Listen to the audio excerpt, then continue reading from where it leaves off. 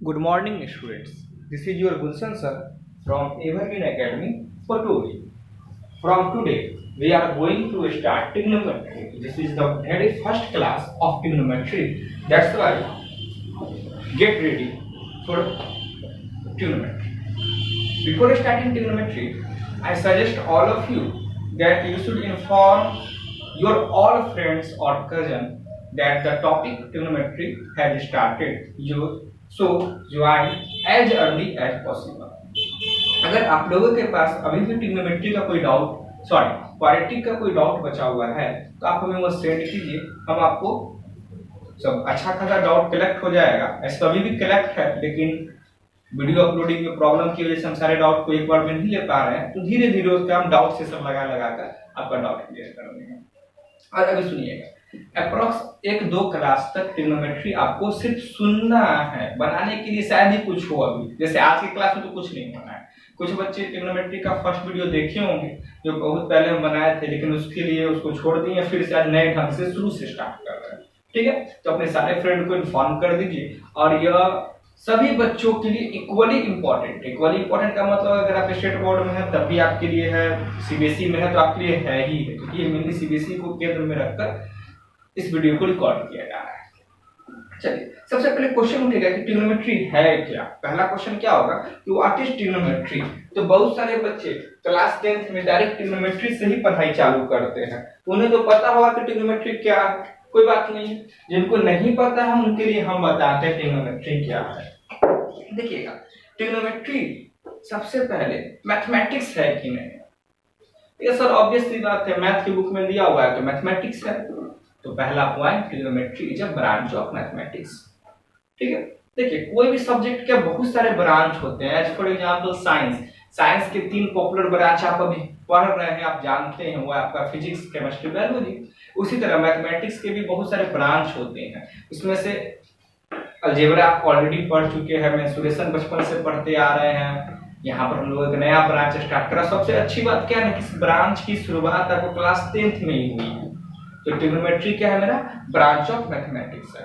ठीक है sir, mensuration जो है वह मेजरमेंट से रिलेटेड प्रॉब्लम को डील करता है। मेंसुरेशन से रिलेटेड प्रॉब्लम को डील करता है। जियोमेट्री ब्रांच ऑफ मैथमेटिक्स है, वो शेप एंड साइज से रिलेटेड प्रॉब्लम को डील करता है। तो सर ये क्या डील करता है, ट्रिग्नोमेट्री क्या चीज को डील करता है। तो हम कहेंगे कि एक ऐसा ब्रांच ऑफ मैथमेटिक्स है जो मेजरमेंट ऑफ एंगल्स को डील करता है। ठीक है सर, यहाँ भी मेजरमेंट है, मेंसुरेशन में भी मेजरमेंट। तो मेंसुरेशन का मेजरमेंट एरिया से रिलेटेड है, मेंसुरेशन का मेजरमेंट जो है वो वॉल्यूम से रिलेटेड है, मेंसुरेशन का जो मेजरमेंट है वो पेरीमीटर से रिलेटेड है। और यहाँ पर ट्रिग्नोमेट्री का जो मेजरमेंट है वो एंगल से रिलेटेड है। आई बात समझ में? मतलब 2 पॉइंट क्लियर हुआ। कौन कौन सा? ट्रिग्नोमेट्री ब्रांच ऑफ मैथमेटिक्स है जो किसके साथ डील करता है, तो मेजरमेंट ऑफ एंगल के साथ डील करता है।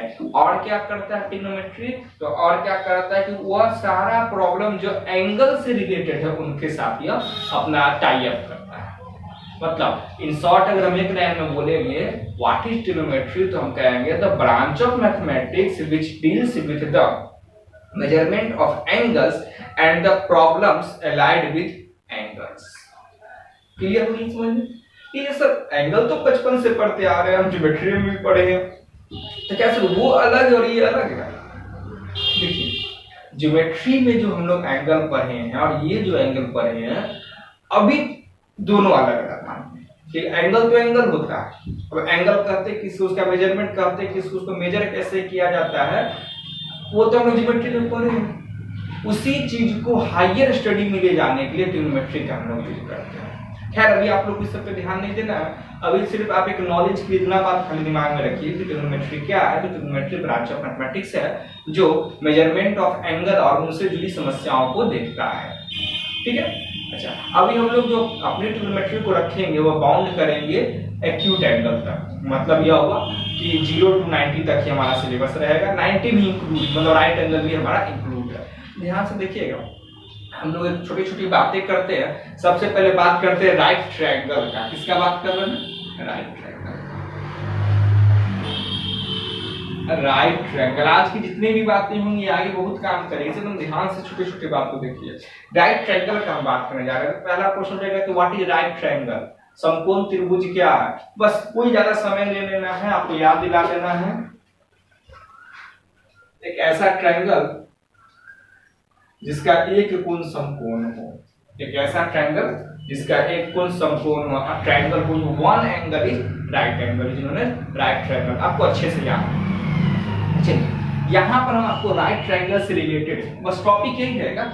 इसके अंदर आपको हम बताने जा रहे हैं about hypotenuse, perpendicular and base. तो ट्रिग्नोमेट्री स्टार्ट नहीं किया, अभी बैकग्राउंड क्रिएट कर रहा है। राइट ट्रायंगल के अंदर हम क्या बात करने जा रहे हैं, हाइपोटेनस, परपेंडिकुलर एंड बेस। और साथ में हम यहाँ पे राइट ट्रायंगल के साथ क्या बात करने जा रहे हैं, one of the most important theorem that is your Pythagoras, GORAS, Pythagoras. इस पर ठीक है, दोनों का हमारा यहाँ क्लिक करेगा। अभी ट्रिग्नोमेट्री स्टार्टिंग ही नहीं किया गया है, अभी सिर्फ इस पर बात करने जाते हैं। ठीक है, तो चलिए एक बात ध्यान रखिएगा, either you are in Bihar board or CBSE, Pythagoras theorem is equally important for all the students of class 10। Pythagoras theorem आपके एग्जामिनेशन में डायरेक्ट प्रूफ करता है, इसको प्रूफ करके दिखाइए। तो अगर हमारा लॉकडाउन कंटिन्यू रहा और कंटिन्यू रहने के दरमियान ट्रिग्नोमेट्री भी कंप्लीट कर दिए, तब हम लोग मूव करेंगे।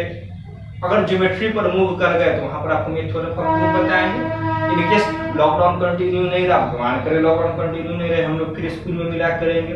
ठीक है, तो अगर लॉकडाउन कंटिन्यू नहीं रहता तब जहां पर भी पढ़ रहे हो, जो भी सर आपको सम्मानित शिक्षक पढ़ा रहे हो, उनसे पाइथागोरस थ्योरम काफी ध्यान से पढ़िएगा। बिकॉज ये बोर्ड एग्जाम में, हर बोर्ड एग्जाम में इक्वली इंपॉर्टेंस रखता है, एग्जाम में पूछने का चांस बहुत ज्यादा होता है। हालांकि अगर सर आप तो पाइथागोरस बचपन से जानते, 6-7 में ही हमारे सर ने बता दिया था, तो वहां पर सिर्फ उसका रिजल्ट हम लोग जाने थे, उसका प्रूफ, उसका प्रमाण 10th में पढ़ना है। चलिए आगे बात करते हैं। पहले हम लोग बात करते हैं पाइथागोरस थ्योरम के लिए। टाइटल अभी ट्रिग्नोमेट्री था, लेके हटा ही देते हैं। ट्रिग्नोमेट्री का ये पार्ट 1 लेक्चर चल रहा है, इसी का किन्हीं का कुछ भी नहीं छूटा है। देखिए ये आपका एक राइट ट्रायंगल से वही पाइथागोरस थ्योरम यहाँ पे जैसे यूज पड़ेगा ना, जैसा हम यूज करते हैं, उसे रिकैप्चुलेट कर रहा है। ये आपका है ABC।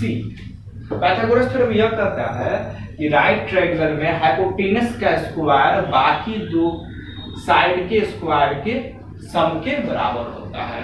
राइट ट्रायंगल में हाइपोटेनस स्क्वायर जो होता है बाकी दो साइड के स्क्वायर के सम के बराबर होता है।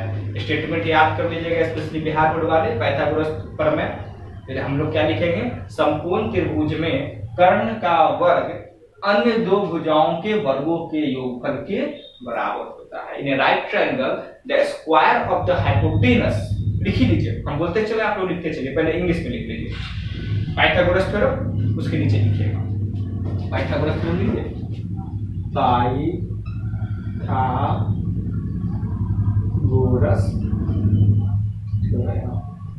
लिखिए।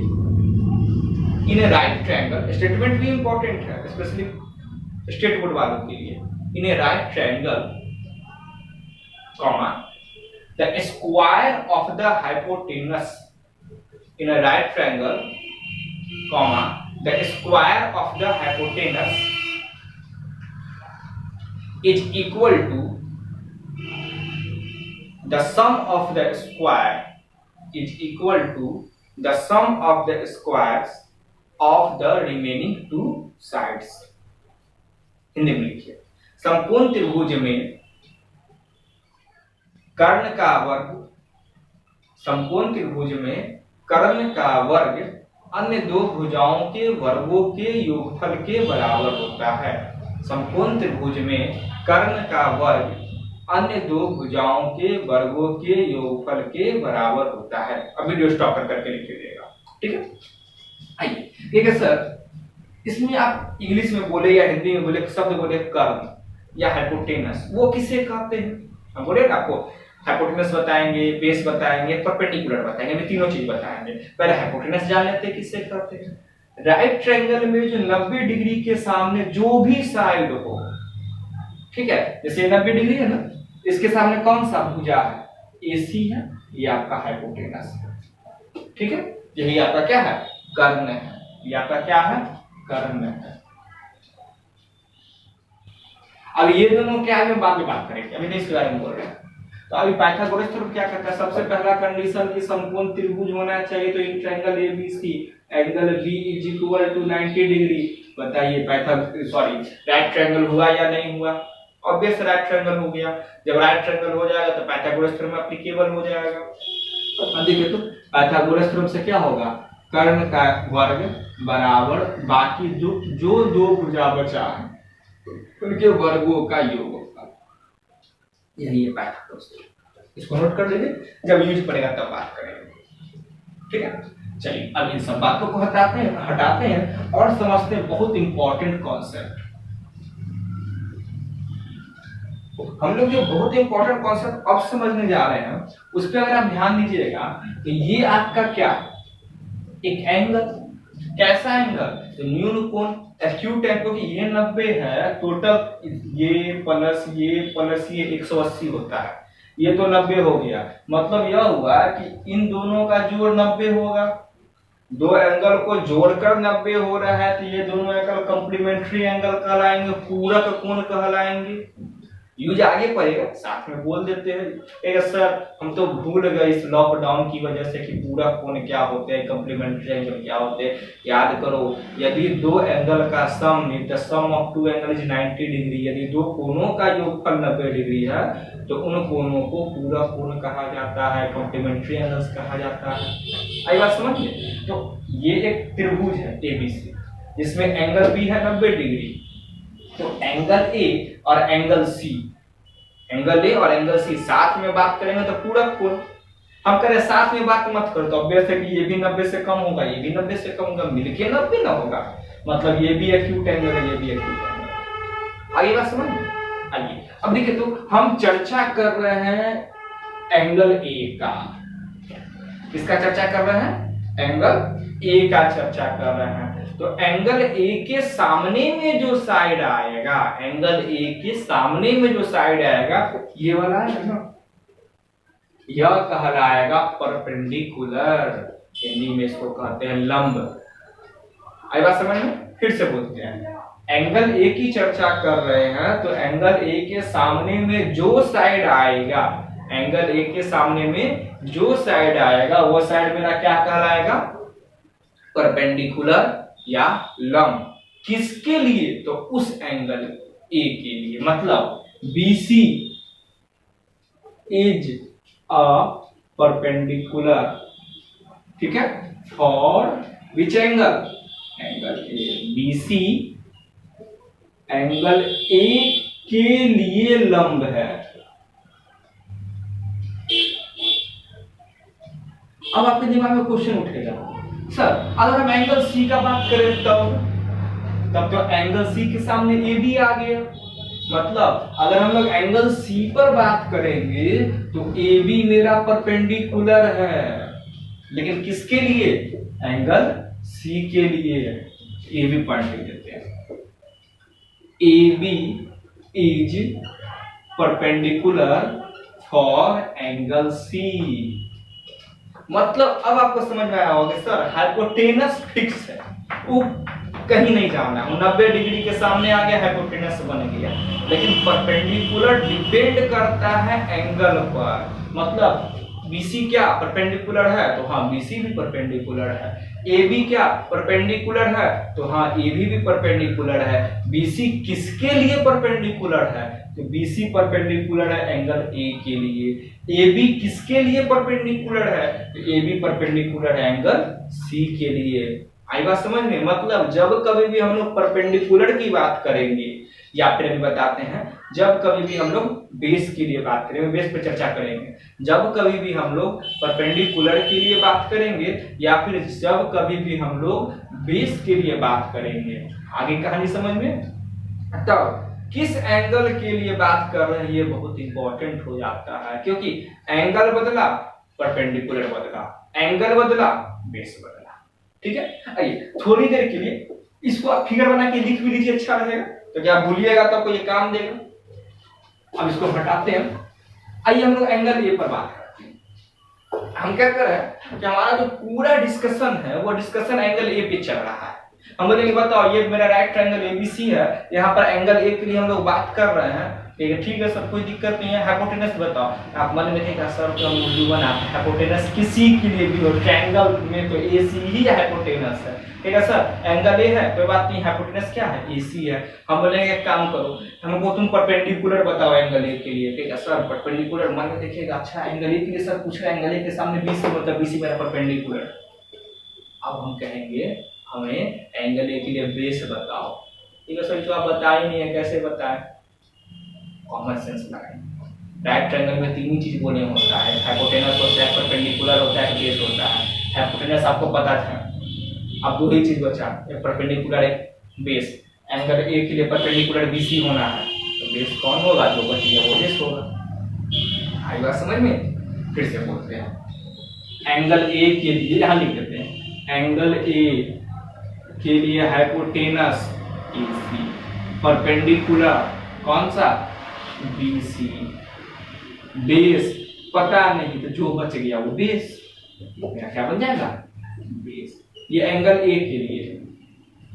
अब देखो एंगल सी के लिए, एंगल बी पर बात नहीं होगा, एंगल सी के लिए, एंगल सी के लिए बात करेंगे तो हाइपोटेनस कौन, सर क्या फर्क पड़ता है, ट्रायंगल एक है, एक ही उसमें राइट एंगल होगा, और एक राइट एंगल होगा तो उसके सामने वाला हाइपोटेनस होगा। हाइपोटेनस का तो सिंपल सा रूल है। यहाँ पर मेरा h कौन सा बनेगा, इस। हम पूछेंगे परपेंडिकुलर कौन, तो कहेगा सर c, तो c के सामने तो ab है, इसका मतलब ab मेरा क्या हो गया परपेंडिकुलर। पूछेंगे बेस कौन, तो कहेगा सर कौन से एंगल के लिए, एंगल c के लिए, ये हाइपोटेनस है, ये मेरा परपेंडिकुलर है, जो बच गया वो बेस है। इसका मतलब एक बात देखो, हम जो मेन बात बोलना चाह रहे हैं, यहां पर परपेंडिकुलर था BC, यहां पर बेस बन गया BC, मतलब यह हुआ कि यह शाश्वत नहीं है, हमेशा चिरंतन सत्य नहीं है, इसकी सत्यता एंगल पे निर्भर करती है। एंगल बदला तो जो आज परपेंडिकुलर था वह बेस है, मतलब समय बदला जो आज राजा था वह रंक है। वैसी स्टोरी यहाँ पे चलने लगेगी। पूरा कहानी समझ में आ गया? कोई दिक्कत नहीं है सर, जरूरत क्या था बताने में, तो इजी सा बात था। आज पूरा लेक्चर इसी को डिवोट कर दिए। आपको ये बहुत काम देगा, भले अभी आपको 10th में उतना एहसास नहीं हो, लेकिन जैसे ही हायर क्लास का क्वेश्चन बनाइएगा तब पता चलेगा नहीं नहीं यही तो ओरिजिनल है। ऑलवेज रिमेंबर फर्स्ट क्लास और इंट्रोडक्टरी क्लास, हो सकता है कोई चैप्टर का इंट्रोडक्शन 2-3 दिन तक चलता है, वह पूरे चैप्टर की जान होती है। यहाँ तक की कहानी समझ में आ गई? ठीक है। अब तो हमारा जो टॉपिक है ट्रिग्नोमेट्री के अंदर सबसे पहले हमें पढ़ना है ट्रिग्नोमेट्रिक रेशियो। सबसे पहले क्या करना है, ट्रिग्नोमेट्रिक रेशियो पढ़ना है। उसके बाद हर बुक में अलग अलग ढंग से दिया है, हम जिस सीक्वेंस में आपको पढ़ाएंगे, क्योंकि हो सकता है हमारे पास जो बुक हो वो कोई और राइटर का हो, आपके पास कोई और राइटर का हो। अब ये थोड़ी बोले कि नहीं नहीं हम इस बुक से इस राइटर से क्वेश्चन लेते हैं तो आप भी उसी बुक से उस राइटर से लो। You are free for this, you may take any book, ठीक है, लेकिन एकेडमिक बुक, यानी कि कॉम्पिटिटिव लिख देगा। फिर कॉम्पिटिटिव पढ़ाने का तरीका अलग होता है, उसको अगर पढ़ा देंगे तो आपको कोई फायदा नहीं करेगा। सुनिएगा ध्यान से।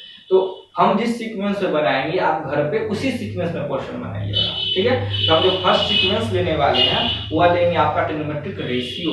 जब हम लोग ट्रिग्नोमेट्रिक रेशियो नेक्स्ट लेक्चर में करेंगे, जब हम लोग ट्रिग्नोमेट्रिक रेशियो करेंगे तो पहले आपको बताएंगे कि रेशियो कहते किसे हैं, तब समझ में आएगा अच्छा इसका स्टोरी क्या था, क्यों इसको ट्रिग्नोमेट्रिक रेशियो कहा गया, ठीक है। तब तक के लिए आपके जितने भी फ्रेंड है आप उनको इन्फॉर्म कर दीजिए, जरूर इन्फॉर्म कीजिए, अपने कजन को इन्फॉर्म कर दीजिए, जो भी आपके 9th या 10th में। आपने कैसे 9th वाले का नाम क्यों ले लिया, अभी वो भी घर पे बैठे हुए, पढ़ने की इच्छा हुई पढ़ लेंगे, फिर अगले साल उसको रिवाइज कर लेंगे अच्छे से। लेकिन 10th वाले को तो मस्टली आप बता देंगे सर ने ट्रिग्नोमेट्री स्टार्ट कर दिया, ठीक है। मिलते हैं हम लोग अपने नेक्स्ट वीडियो में, तब तक के लिए बाय बाय, टेक केयर।